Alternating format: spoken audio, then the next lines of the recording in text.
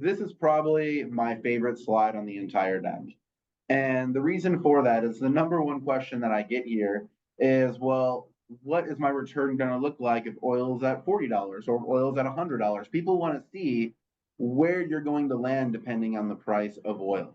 And one of the things I really love about this is because of where we're drilling, even at 40,000 or even at $40 oil, we're still achieving a 1.6 multiple.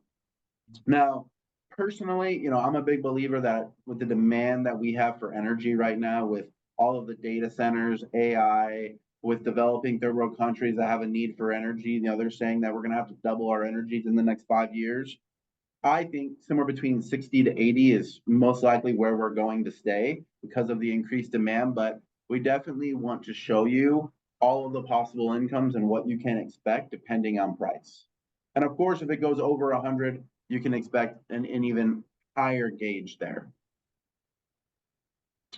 Now, to go over a little bit of our track record, we have averaged an 8.8% return from 2021 to 2023.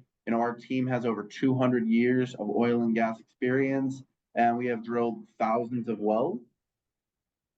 And this next slide pertains to what I was talking about earlier. Our tax benefit has averaged 85%. And some of you might be asking, well, why does it change from year to year, right? So what makes this tax benefit possible are IDCs, intangible drilling costs.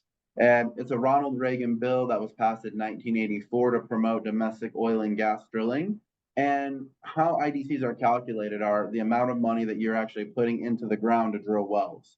That is why, I like to tell people that we're probably going to fall somewhere between 80 to 87%. But if you really want to play it safe, you can use a deduction factor of 75% because we've never done less than that.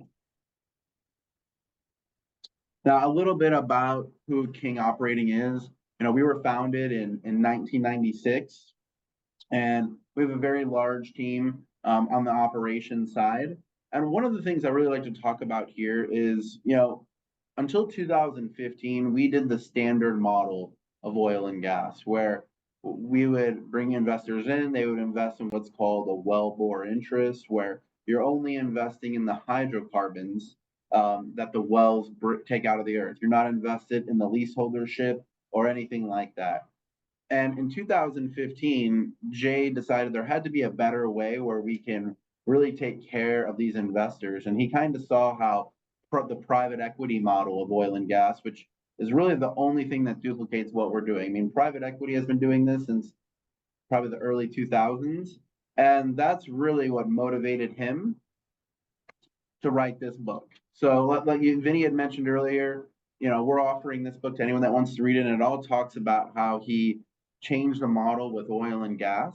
And it's really a great read. It's a #1 seller on Amazon. And if you really want to get a deep understanding of what it is we're doing here, I would definitely recommend reaching out and getting a copy. But Jay Young is a 4th-generation oil man. He's been in the oil business for the last 40 years.